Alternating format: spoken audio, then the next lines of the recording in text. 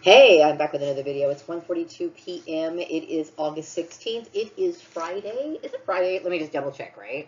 Because I tend to lose track of what time it is, the dates and stuff like that, mainly because, the whole thing about being in isolation and how it distances you and it upsets your entire schedule. And somebody who would put you in isolation is obviously, somebody who uh, isn't sensitive. Okay, but anyway, yeah. So I've been dealing with isolation for a while, and I know it's time to emerge. But the sad part is that when I do try to emerge, I'm thinking about going back to the workplace, and I think because I've dealt with negative work environments, of course, it's got me thinking about it over and over and over again, right? Because everything I've ever dealt with in the workplace has pretty much been negative. The only thing I actually liked about work, and I know this, I'm not saying this to sound nerdy, okay, but I actually liked the work at some jobs, okay, not all, but I actually enjoyed the work that I did for the job, like the actual tasks that I did. Now, some people think, well, that's ridiculous, right?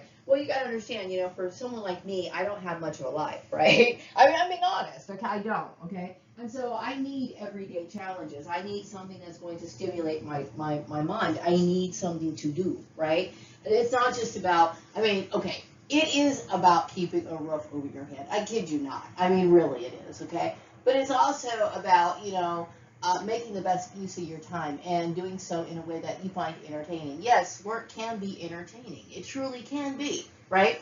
I would say when I first started off in accounting, after I left Edwards Air Force Base and I moved to Bakersfield, I got a bookkeeping job, right? As a matter of fact, this particular bookkeeping job is the same place where I met my ex-husband. Well, there was always new programs coming out, so QuickBooks was the big deal. So I had taught myself how to use QuickBooks all by myself, right? Now that's not anything monumental, right? It's really not. I mean, when you think about it.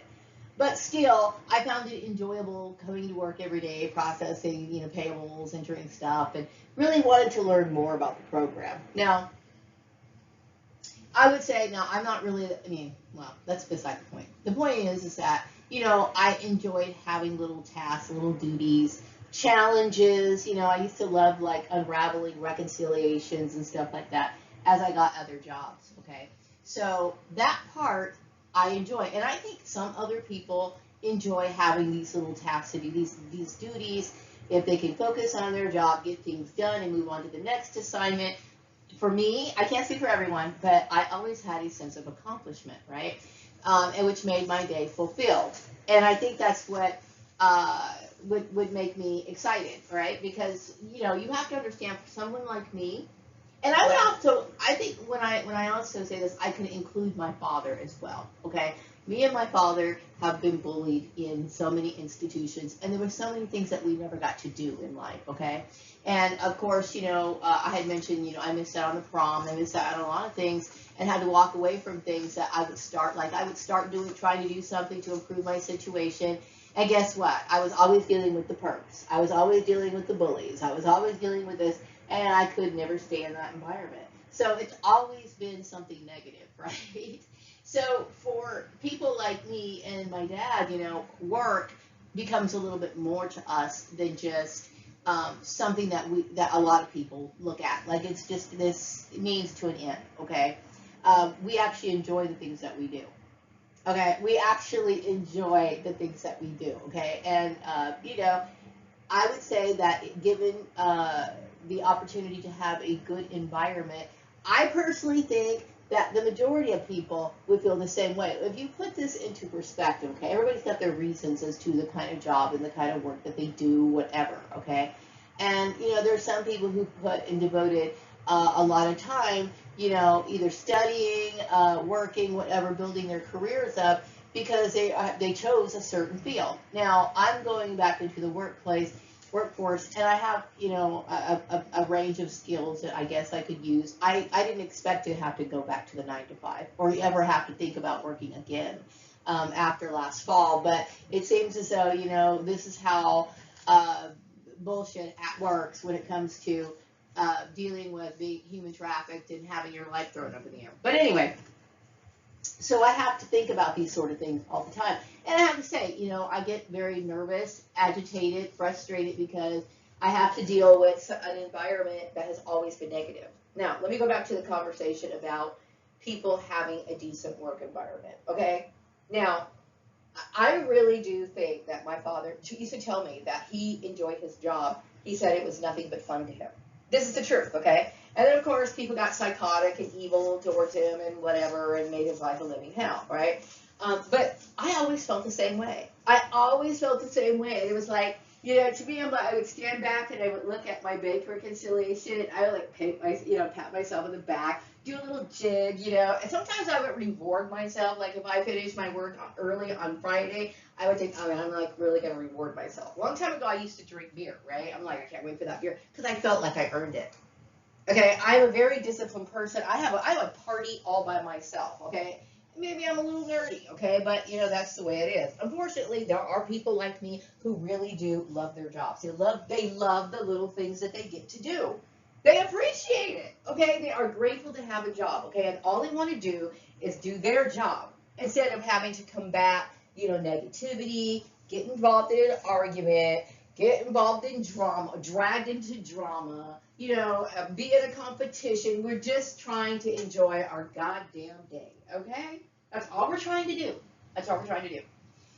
Today I was thinking about, how some people say, oh, I'm woke, or, being awake, being aware, conscious of how things really work in the world, okay? And so you have these movements, people who really try to focus on the nuts and bolts as to what really goes on in the world. People, dealing with society as a whole. And, I would say this is one of the reasons why I made this video, and I titled it Being Awake at Work, because, I consider myself someone who's been awake for a very long time. And this is one of the reasons why I was aware and awake and very conscious of what was going on around me in the workplace when I knew that I was dealing with human trafficking, when I was dealing with all these things, because it's important for people who are interested in being aware, people who basically are interested in expanding their knowledge. And this is the kind of person I am. I'm a person who values knowledge, therefore I'm awake and I'm aware, and I was able to understand and identify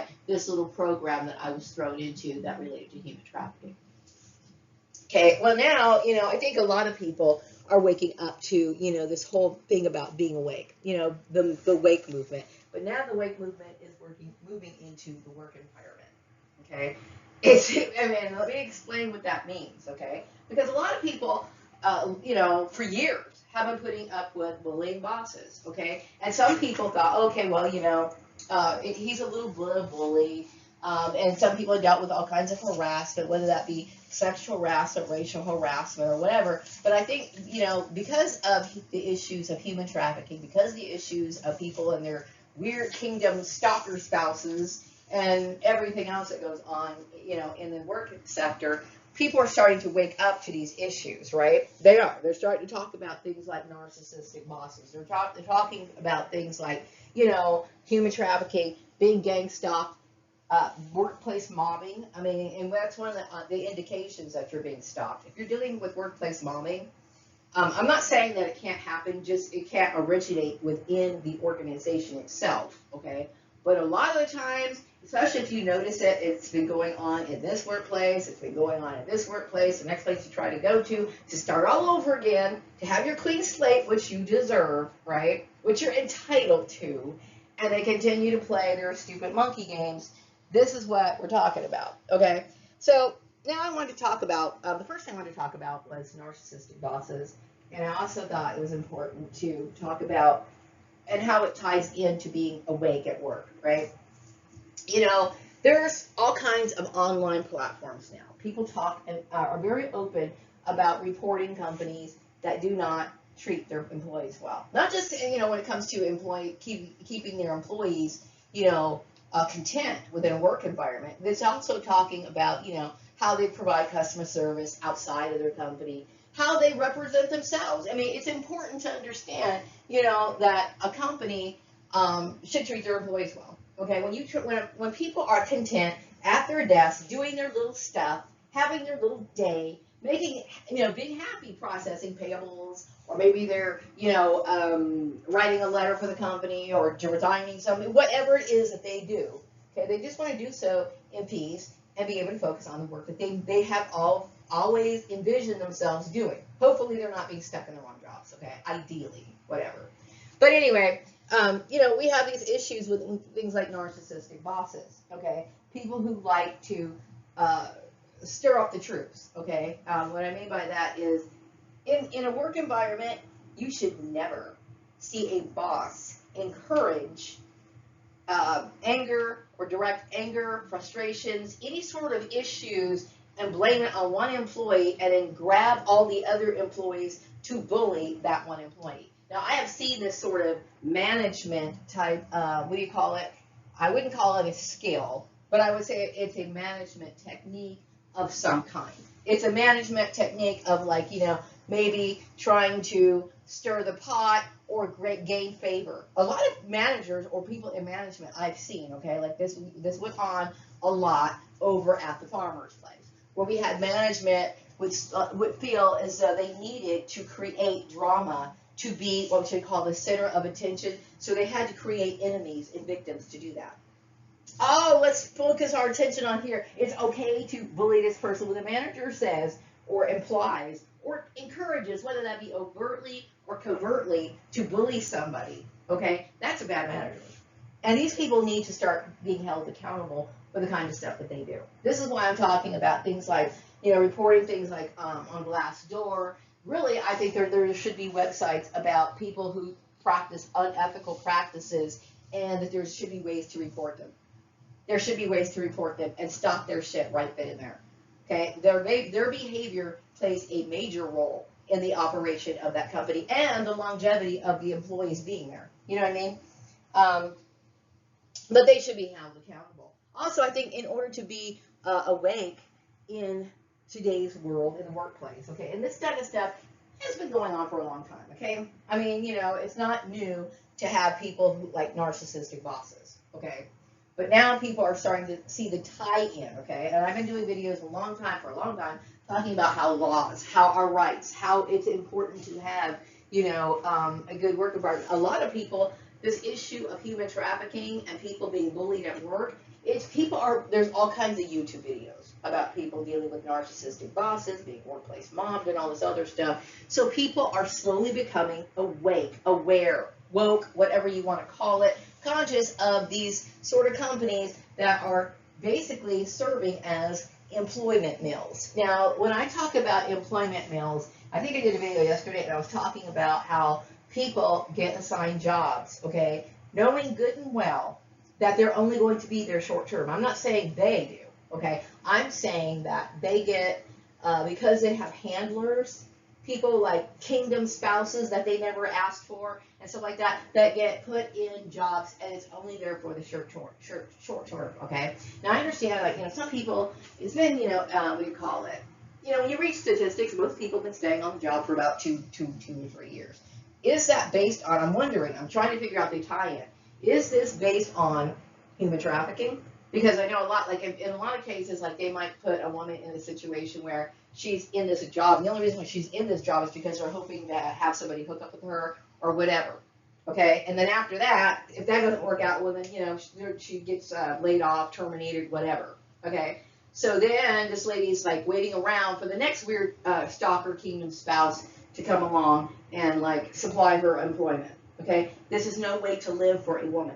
Okay, so employment, when I refer to it as an employment mill, it is basically serving as some sort of co-op or something like that, to where, for this temporary arrangement, we're going to hire her for only a temporary basis. And this is one of the reasons why it's difficult for women to be able to stand up or not so much women, but I would say targeted individuals to ever sort of go to the next level in life. Okay? And what I mean by go to the next level in life, okay, I just got my car repossessed, okay, because of the damage that my last network caused, okay? Now, what you're supposed to do in life is you're supposed to be able to keep your car payment and keep making your payments, because you should be working with a network that's going to keep you employed, right? Because I was dealing with a stalker, and I was dealing with all these other people that really were trying to harm me, and I dealt with this smear campaign. It's a nightmare, okay? Religious freaks, whatever.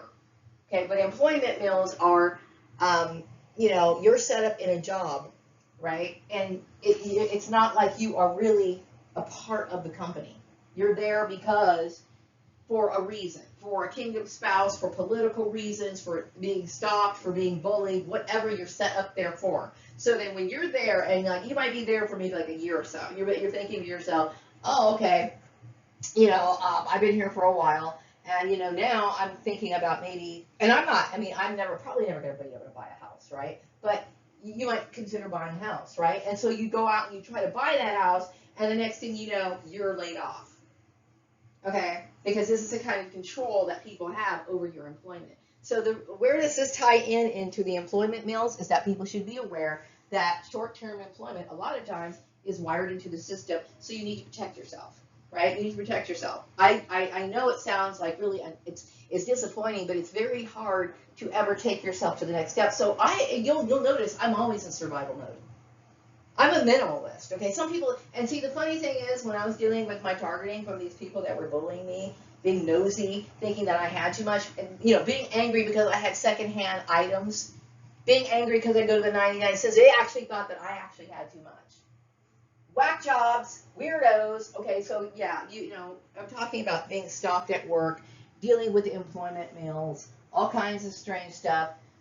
Sometimes, you know, you have to be careful. Okay, so when it comes to the workplace, you know, unfortunately, we cannot feel like we can trust people. Okay, and that's sad, but it's true. Okay, like when I was younger, my first job over at Edwards Air Force Base, I remember I was always like so happy to come to work, you know, because I had something to do. I was, you know, I felt like I was making some money and things were all good. You know, I was always so happy and so grateful. And I remember, you know, I got called into an office. And the lady, she was the one who helped me get into the program, to the intern program, so that I can actually start working at Edwards Air Force Base. She called me and she said, you know what, I need you to be careful. I need you to be careful with the girl who's sitting next to you. And I said, why? Why? Now, the girl who was sitting next to me, I mean, you know, she and I would talk, you know, back and forth. I never thought that, you know, anything of it. Like, she'd say, good morning, how are you, how was your weekend? And then we would banter and have normal conversation, right? Well, the story is that, you know, she was going around telling people that I was wasting time, I was doing this, I was doing that, I was, you know, all this crazy shit, right? That I was not even aware of. I'm like, there's times where this woman would sit here and initiate conversations with me. And then she's going to turn around, and I'm starting to realize, you know, there's a lot of game playing in the workplace. Okay? Seriously, and when I was young, I was always friendly, willing to like talk to people and whatever, and whatever. But I understand that it's serious. Like people literally will find any excuse to sit here and cause you problems, especially if you're a targeted individual. Okay, so if you see this routinely happening, you need to be aware, be awake. Hang on a second. Okay, I thought I was going to have to pause that for a second because I got this new computer monitor and it can shut off like at any time. It's kind of weird, but anyway. So I'm just saying is you know when it comes to the workplace and people not having long-term employment, people always being in a state where they're kind of just just kind of hanging on. They're just kind of hanging on. This is one of the reasons why. Okay, so. What I'm saying is like, you know, when you're awake, you know, you should understand that, I mean, I'm going to tell you what, the damage that people caused me, I couldn't bear to see anyone else have to deal with that. I seriously couldn't. I would not do that to my worst enemy. That's like being sucked into, what do you call it, a tornado of demonic energy, just like sucking you in, like a vortex or something, and being sucked in. Because I was a part of an experiment, okay? So I was dealing with something that I could not control. Couldn't even be aware of, okay? And it took me till I am 53 years old, and now I understand what happened to me. And so for many years, I lost out many years of my life. And I will have to tell you that me reflecting on that fact of me missing out on many years of my life today, okay, which I think about this a lot, is what prompted me to make this video today. Okay? It's just, it's the fact that, you know, I would love for the entire work environment situation to change for everybody. I wish everybody could just go to work, do their job, feel good about what they're doing, you know what I mean, and not have to deal with drama all the time, okay? But, you know, sadly, you know, this is what people are dealing with. You know what I mean? And I understand that I'm not the only one. But I will say, when I do listen to people's videos about them getting mobbed at work or whatever, it disturbs me. Because you know why it disturbs me? Because I look at being mobbed at work as a form of torment. I look at being mobbed at work as a form of torture. And I would say, if you throw the religious element on there, based on the guidelines, you know, it is a form of terrorism. Okay? And it shocks you, it disturbs you, it trips you out, it makes you upset. It just causes so much pain. It's too much pain. Okay? So, I would say that being awake at work allows people to understand that it is not them. Okay? Some of these people, such as myself, tried really hard to have a consistent work history. Seriously, that's one of the reasons why I took everything in steps. Okay? I knew that I was at a disadvantage, okay, than a lot of other people that I knew when I was growing up. Okay? I knew that I had a child, and I knew that I was going to be responsible for that child, regardless. Okay? So I had to figure out how I was going to enter the workforce and what I was going to be able to do. So I remember reading, okay, well, professional magazines were suggesting stay on the job consistently for like 2 years. I made sure that I stayed 4 years. I was amazed at myself. So I literally had to work myself up to something or to have something. You know what I mean? And I worked hard. You know what I mean? And maybe people thought it was poo-poo, but they still didn't have a right to interfere with my life.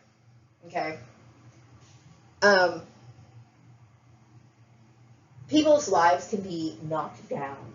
You know what I mean?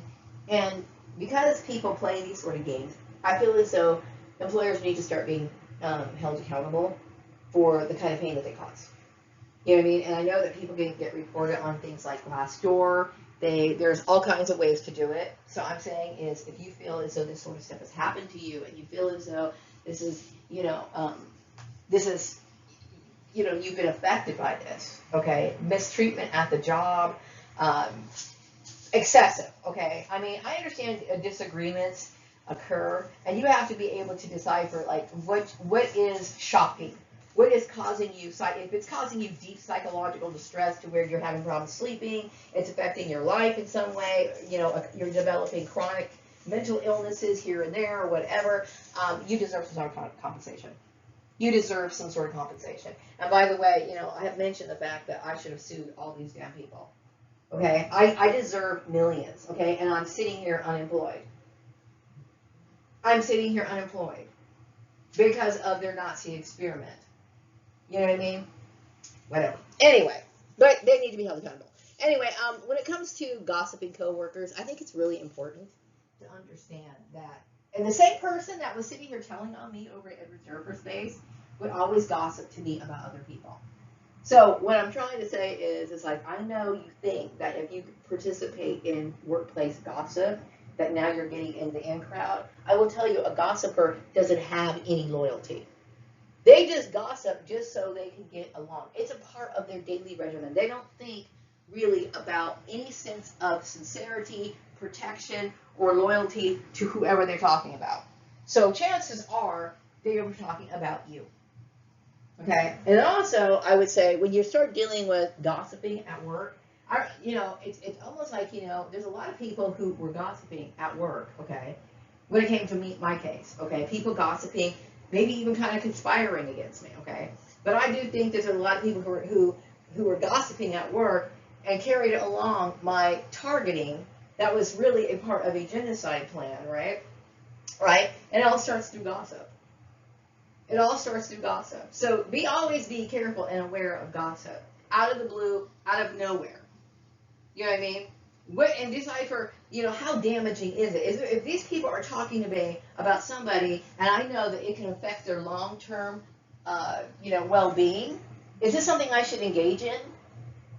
You know what I mean? It's okay to reject and refuse to listen to gossip. When I realized that people were doing this, I started really picking up on, the two-faced stuff that was going on.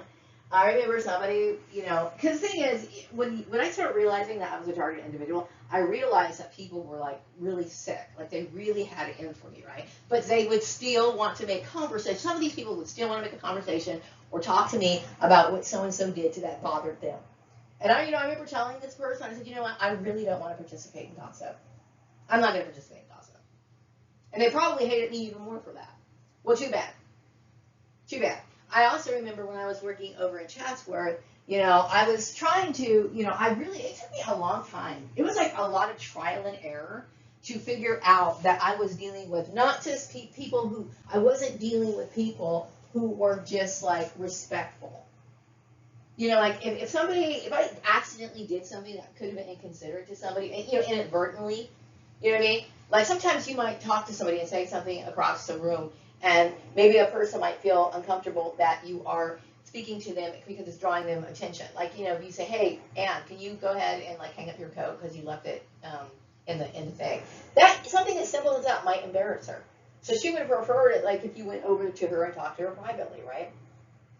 Well, it's like, you know, I remember when I was working with Chatsworth, it's like the lady who was doing the accounts receivable, her name was Lisa. I will sit here and talk about this bitch all the time. You know why? Because this woman to me was one of the people who carried on the demonic bullshit. Okay, she was one of those people who wanted to start her shit with me from day one, probably because she was a Nazi. Okay? Probably because she was a Nazi. And I remember saying, okay, I kept thinking, okay, how am I going to, I would sit here at night and wonder, how am I going to handle Lisa? Because I'm really tired of her shit. And I said, you know what, Lisa, I don't gossip about other people, and I don't appreciate it if people gossip about me. And you know what she said? She said, well, you guys have fun. See, and this is the problem with ignorant people. They think it's okay to have fun at the expense of other people. And you know why she probably thought it was okay to have fun at the expense of other people? Because people like her and her family line were used to lynching black people probably sometime within her family structure. So she has absolutely no regard for suffering. And now when I see this now in the eyes of the Nazi experiment, what else am I supposed to think? You know, that Lisa didn't have an issue with me for any other reason other than the fact that I was a black woman. Period. Period.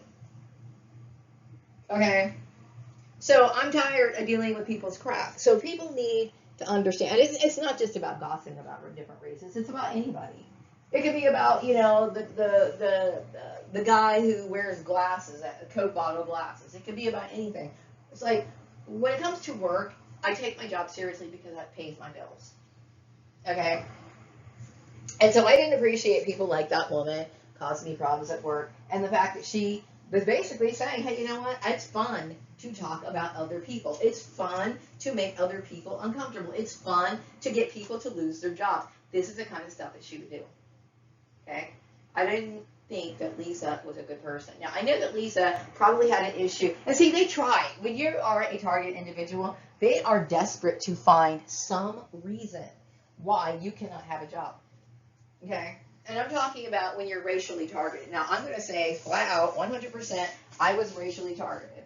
Racially targeted, that was the only reason why I was targeted. Because of racism, right? Remember, let's go back to this now. I was created by through an experiment, right? Through a cloning process through the church system, right? That somehow it was indirectly a part of it, right?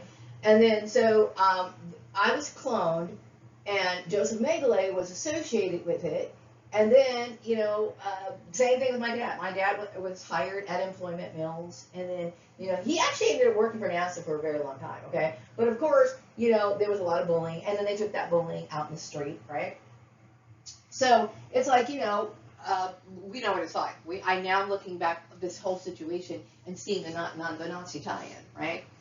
Lisa, when you are a targeted individual, especially a minority targeted individual, they want to find out, like, what can we hold against her that's going to prevent her from having a job?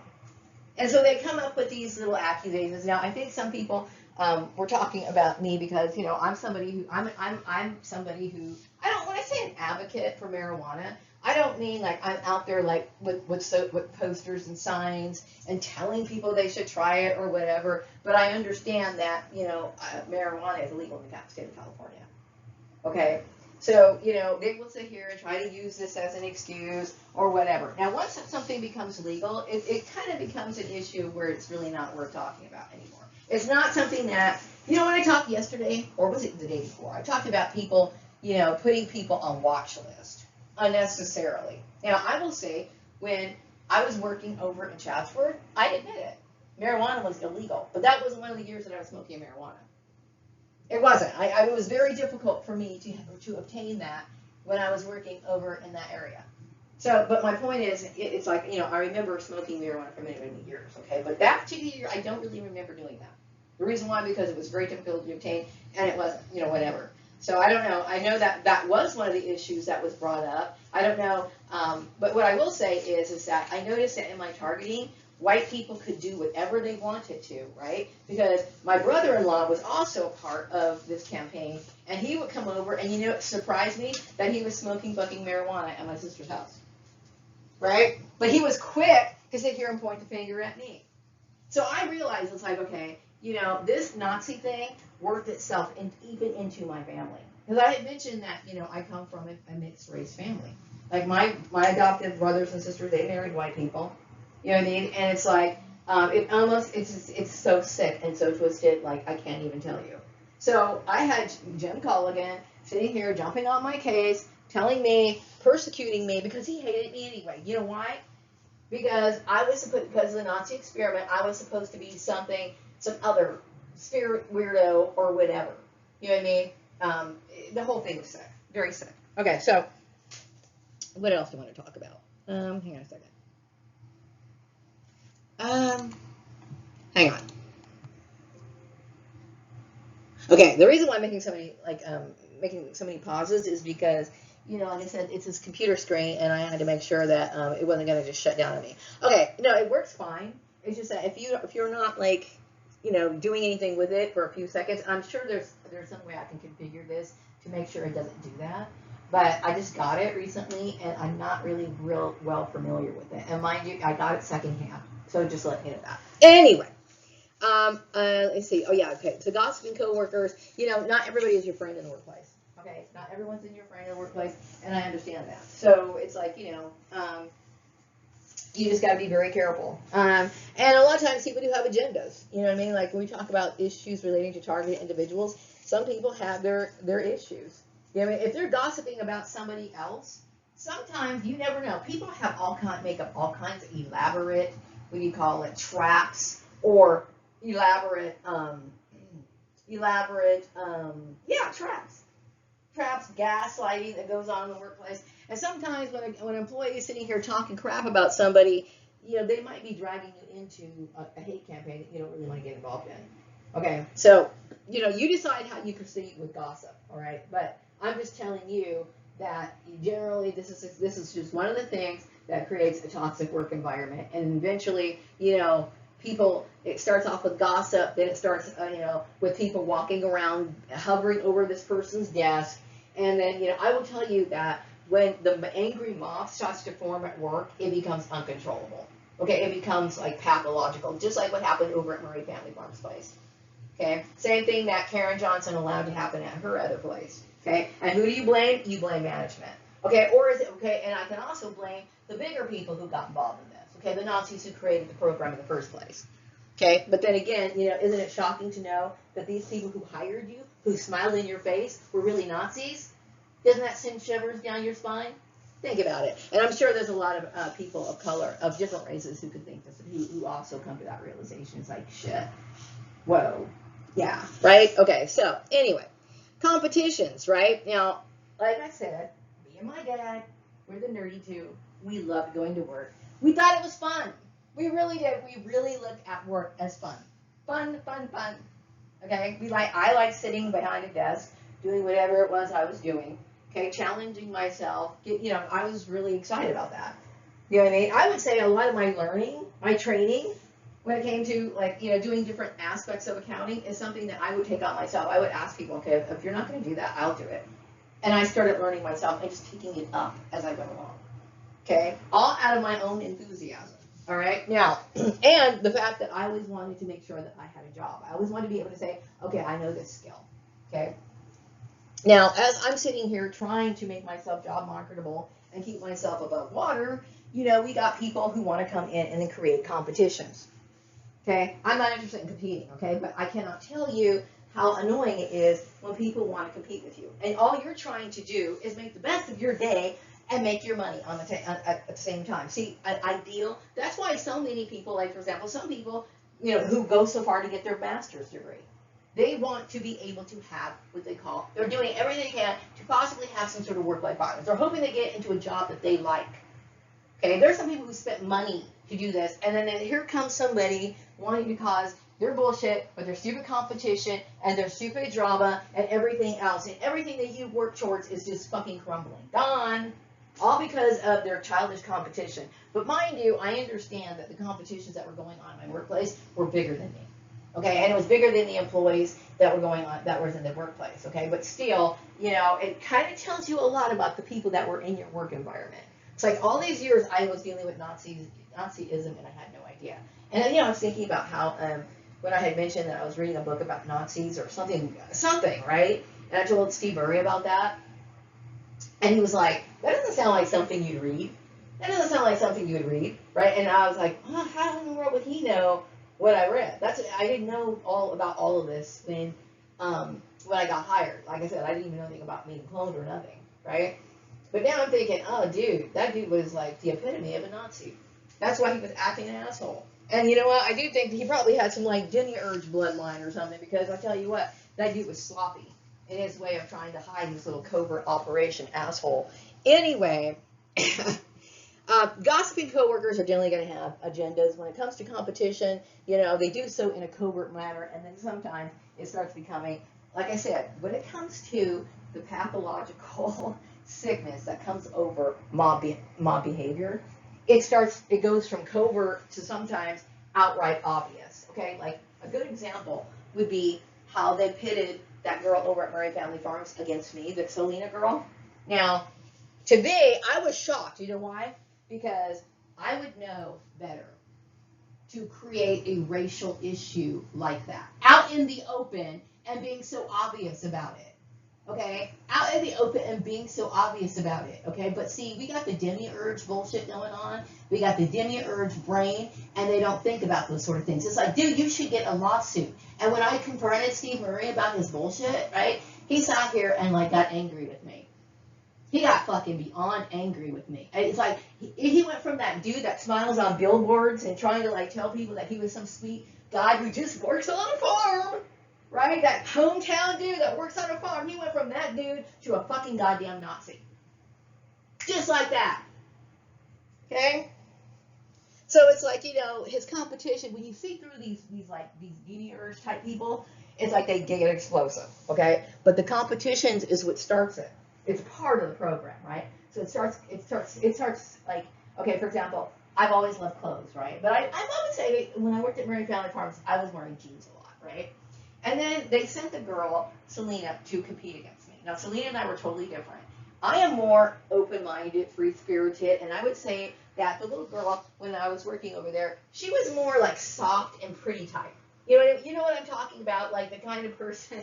And there's femininity is expressed in so many different ways. It's expressed in like some girls wear lace, some girls wear bows in their hair, and I would say she was that kind of person when I first met her. Okay, and then she would start wearing like some of these dresses that she was wearing in the sea train that was very hot inside the office. To me, it was like, okay, whatever, but I think that she deserves to be comfortable. So she would wear these. But I do understand, I started understanding that by what other people were saying to me, that she was in some sort of competition with me.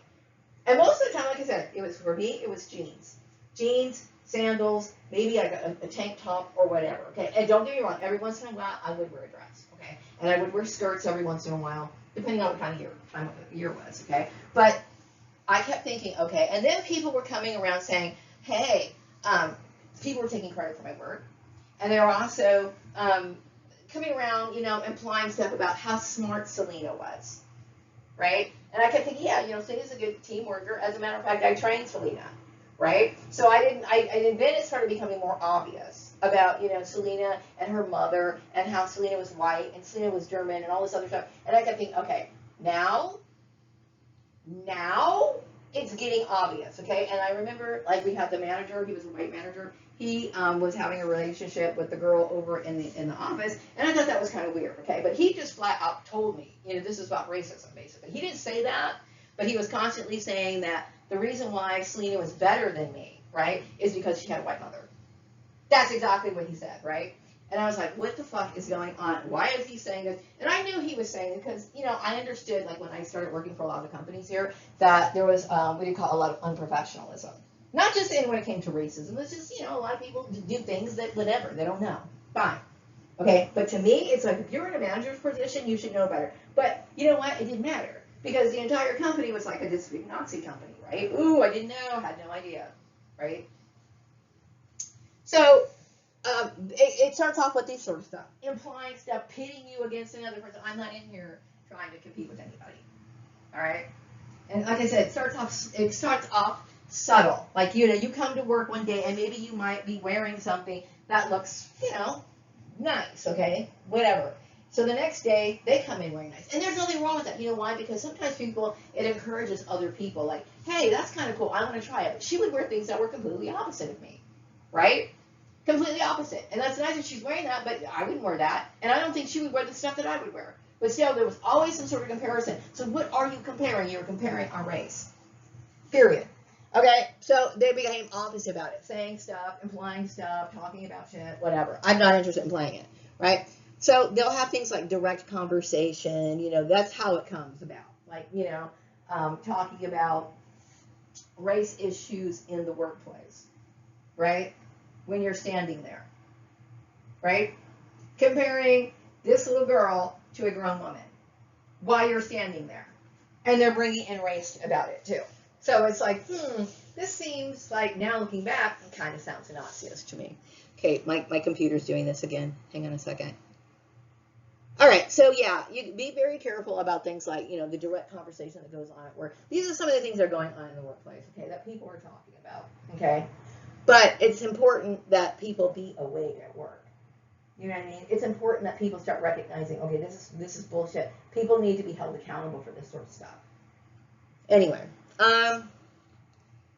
let's see. Oh, okay. I was also thinking today about, the kind of competitions. Like, how would I have handled it now? I seriously now, I keep thinking, what should I have done? Because I really should have. The thing is, when you're dealing with the mob, once it gets to a certain point, where it becomes like the pathological sickness starts to really show. Like Vicki Murray was being very open about her fucking her fucking racism at Murray Family Farms. Okay, as a matter of fact, she did this sort of stuff. She never liked me from the get go. Okay, but still, okay. When it comes to, dealing and confronting these people with their stupid little competitions, it's important that, you find the right words to shut it down. It's important that you find the right words to shut it down. Or at least let them know and be aware that they are accountable for their actions. Okay? So, looking back, I would have said something to Steve Landry like, oh, are you pitting me against Selena? Why would you do that? Like, because Selena is way younger than me. Are you referring to, and I should have caught him and said it directly when he brought out the fact that Selena acts differently because her mother's white. Right? And I would have basically told him, well, I have no reason to imitate your Europeanism, or they call it your Eurocentric, whatever. But the main point is, I would have asked him, why would you as a manager bring something like that up? And I should have also told him that competitions are only going to incite a toxic work environment. And I should have let him understand that him as a manager is responsible to make sure that doesn't happen. Right? Is what I should have said, right? But at the time, I realized I was in a toxic situation, and I also realized that I was dealing with racism. I didn't realize it was the Nazi thing that deep, right? But I think looking back, I'm thinking, okay, you know what I should have done? I should have done that, okay? It was horrible. Okay, I'm going to tell you right now. But now I'm looking at these people and I'm like, oh my God, fucking Nazis. That's crazy, isn't it? Right? And then goes to the same kind of church, right, that originally, that was basically influenced by my doctrines, right? Ripped off my doctrines, and he's going to the same church that basically took my ideas. Okay? I'm going to tell you what, demiurge people are funny. They're very funny. Okay. Anyway, yeah. So yeah, when you asking these questions and let them know that they should be held accountable for their actions and say, you know what, I'm not interested in competitions. I should have said, you know what, I'm not interested in competitions. If you continue to do this, then I'm going to assume that you're harassing me, right? And so for people who are dealing with something similar now, maybe you can follow that guideline. Okay. And also, now that I'm thinking about going to the workplace, because I'm forced to do that, right? I'm thinking, okay, I have to think about if these sort of issues occur again. Because was not happy about having to understand that I have to go back to work in a regular workplace. Okay. Unfortunately, they will not let me work at home. Okay. So I have to deal with this, and so I have to prepare myself for bullshit. And I don't really want to have to do that because I'm tired of it, right? But whatever. Also, while another thing about being awake at work, sometimes you might be someone who is forced to place a job ad that is fake, right? For people who want to be awake at work, it's important to know that these things exist.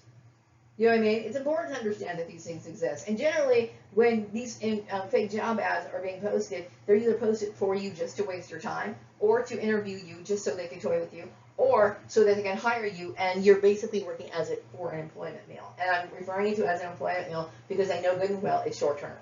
Okay? So, for people like me, you'll notice I don't go all out and buy stuff.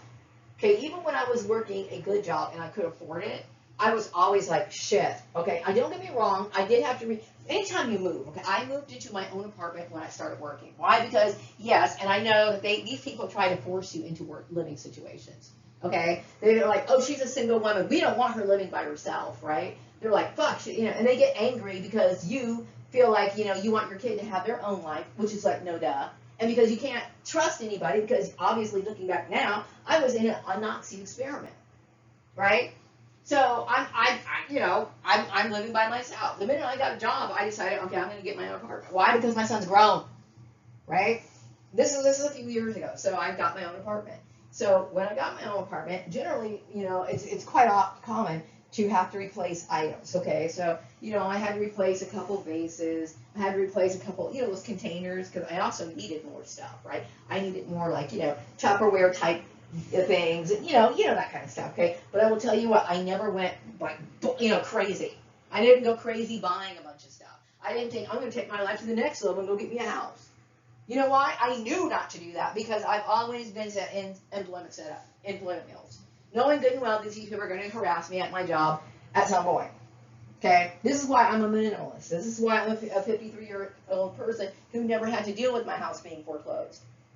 You know why I didn't have to deal with my house being foreclosed? Because that's exactly what would have ended up with my house had I ever tried to take my life to the next step, being a targeted individual. And it's set up that way, because Nazis don't want you to have anything. All right, so anyway, I just wanted to go ahead and come on here and make this video because it's really important, because part of this is like it's deeply inspired by me having to dread this work search. Okay, it is, I'm dreading it. I'm really fucking dreading it. Okay, but I am somebody who believes in standing on my own. I feel as if the situation right now, once again, I'm obstructing. See, they don't care about making other people suffer. They really don't. Okay? They don't, because this is like the demiurge shit. It's like the demiurge is a demon that makes people suffer. It is all about suffering.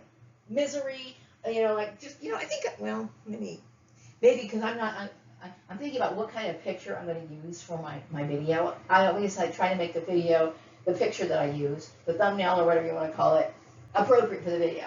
So, I look at, the energy of the demiurge. I'm going to say I've been working under demiurge energy for a very long time because I've been surrounded in this Nazi program, and it reminds me of, of course, the devil. The devil loves suffering. It loves suffering. It loves it. It absolutely fucking loves it. It loves it. Okay? And this is one of the reasons why, Steve Murray was an asshole. This is one of the reasons why, people start doing crazy stuff. But the funny thing is, they do it in an obvious manner. Like I said, because that's a part of the silly, illogical mindset of the demiurge. Like I said, they do stupid and foolish stuff. This is one of the reasons why, they do the things that they do, and like people slipping up and saying stuff that they shouldn't say. If you're somebody who's trying to be sneaky about racism, you certainly don't sit here and say that kind of shit. Okay? But once again, when you're dealing with that sort of energy or that sort of possession or that sort of, yeah, I would say people being around you were wicked, evil, demonic people. This is the sort of stuff that you can see. Okay, you'll notice that, you know, some of you guys who have perpetrators, you can start thinking about how sloppy some of their work is. Like, you know, their ability to like spy on you and the shit that they do, they kind of leave traces or telltale signs or some sort of like, you know, something. And it always sends shivers down my spine. You know why? Because I think demiurge energy or demonic energy is creepy as hell. It's creepy as hell, okay? It is very creepy.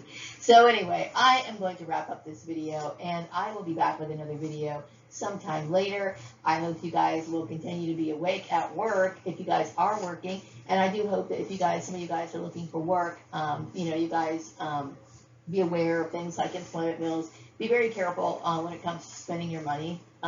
You know, that's just what I'm saying. I'm saying this to warn people so that they can protect themselves. Okay, so I'm going to wrap up this video, and I'll be back with another video sometime later. Take care. Bye-bye.